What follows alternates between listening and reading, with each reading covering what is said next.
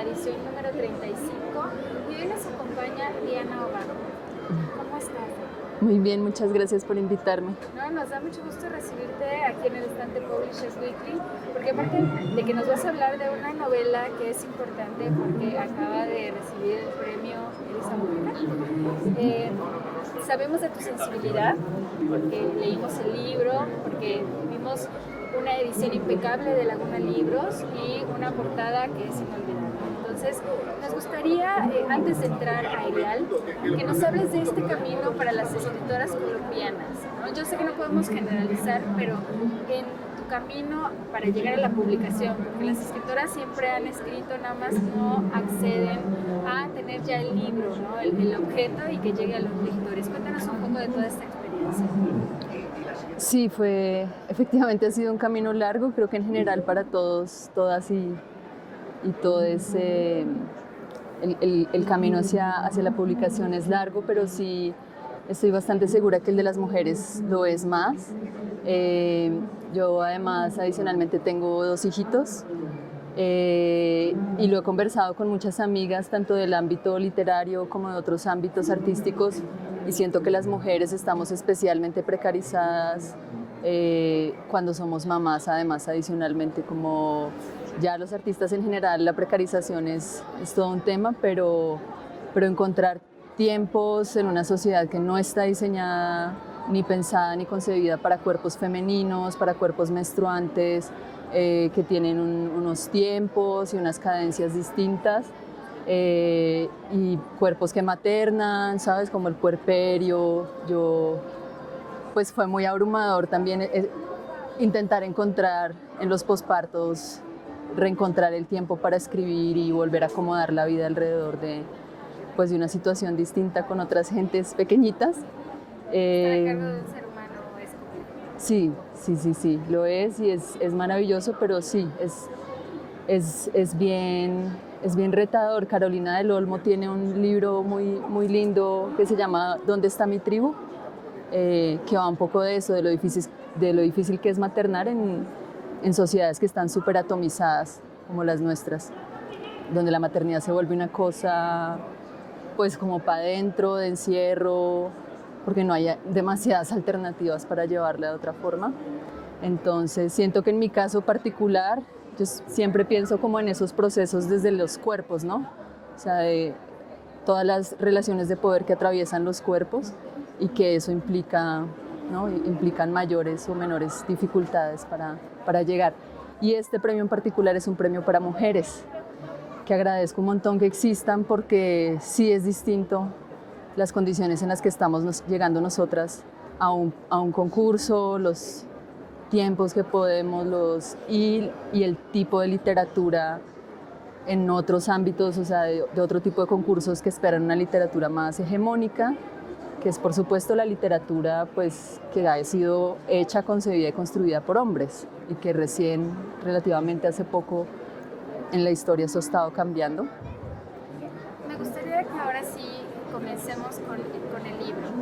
Yo te decía que sentía en su construcción una ruralidad y una naturalidad que me sorprendió, ¿no? Y la dedicatoria de a quienes te contaron estas historias, entendiendo que tú eres una escucha y una escriba, pero también eres una creativa que va transformando en ficción todo esto que te fue contado. ¿Cómo fue el proceso de escritura? ¿Cuánto tiempo te tardaste? Cuéntanos un poco de estas personas que te contaron las historias. Para mí es un gesto muy pequeñito, pero es muy importante haber puesto esa dedicatoria. Luego el prefacio también habla, digamos, no explícita, pero sí implícitamente sobre esas deudas que hay con las personas a quienes escuché estas historias. Y estoy en este momento como muy apasionada por el trabajo de Cristina Rivera Garza en ese sentido, como en procesos de desapropiación en la literatura, o sea, como escapar de la literatura apropiacionista, que además para mí apareció una pregunta muy importante hace varios años, ética y moral también, sobre esas deudas, porque llevo trabajando, he estado en un par de proyectos de memoria histórica y de reparación a víctimas de conflicto armado. donde están esos relatos y hay que, si bien hay que llevarlos al registro literario, pues es un reto porque hay muchas cosas que hay que ficcionar, tocar para que la cosa quede bien sostenida, pero también con el mayor cuidado de respetar esas verdades, ¿sí? Entonces, muy inspirada en ese trabajo que había hecho antes, empecé a camellar en este libro y empezó con una historia que me ha contado un amigo, bueno, un colega en un trabajo en el que estaba como en crisis yo, y ese día que me compartió la historia sentí como un momento de intimidad muy lindo que sabía y era consciente que estaba perdiendo en mi vida en ese momento por la dinámica laboral, y arrancó así como volviendo en mi memoria sobre historias que me habían contado. Muchas de ellas están ficcionadas, pero lo que he intentado mantener vivo es como el núcleo de como el núcleo emocional de lo que me han contado y en mayor o menor medida anécdotas.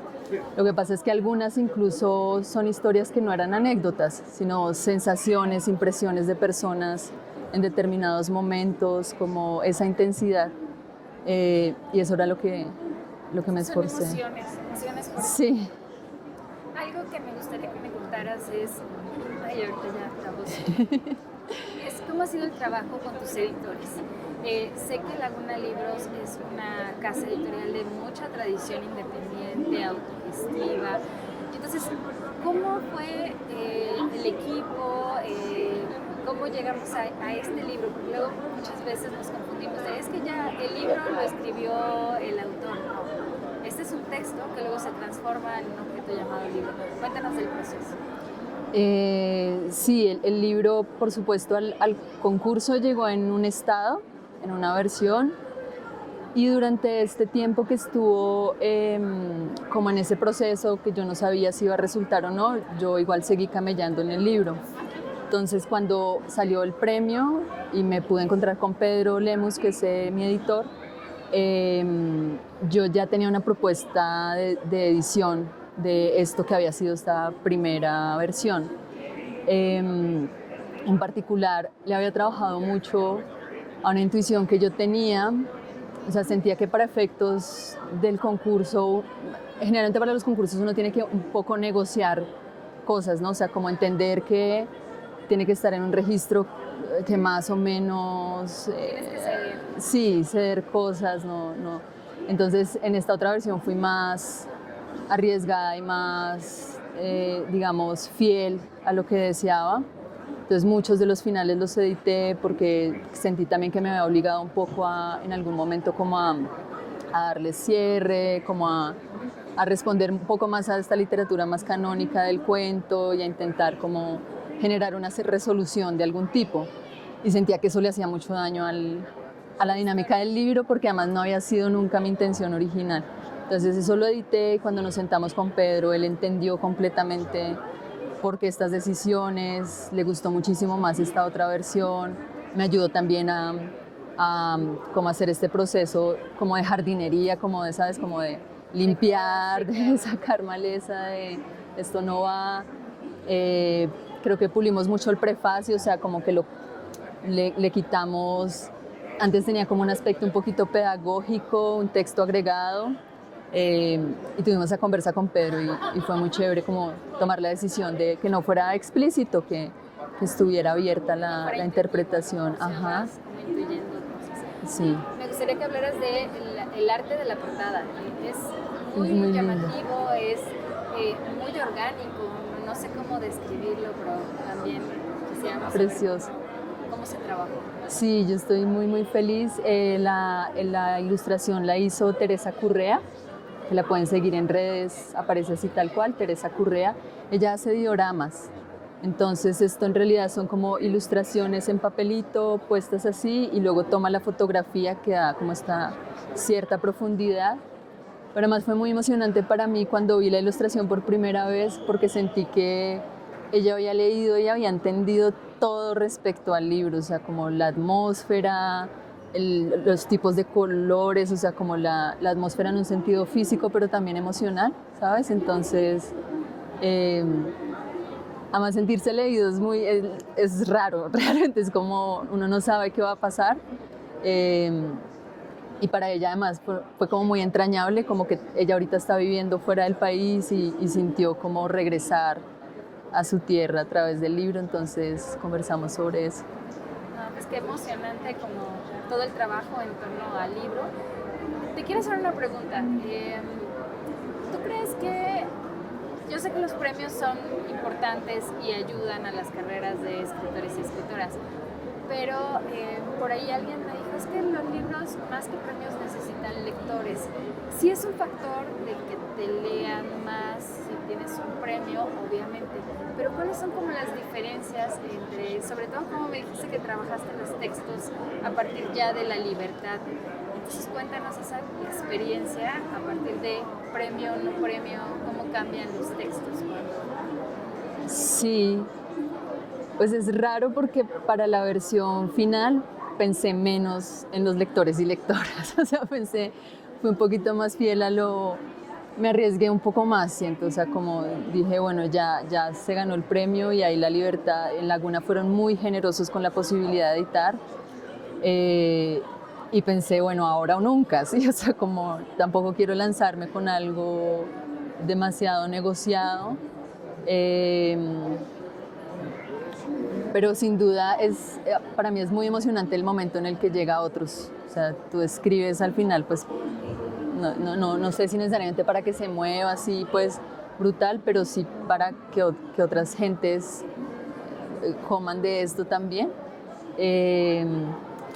Y en ese proceso siento que como que lo siento más como en lectoras y lectores que para mí son significativos, como personas que respeto mucho, bien sea en el ámbito editorial o personalmente, y que estén conmovidas con el libro y que ha sido eso como muy, muy emocionante. Entiendo la cuestión. Pues muchísimas gracias. Vale. Gracias a la Feria Internacional del Libro de Bogotá, a quienes siguen esta transmisión de Publishers Weekly.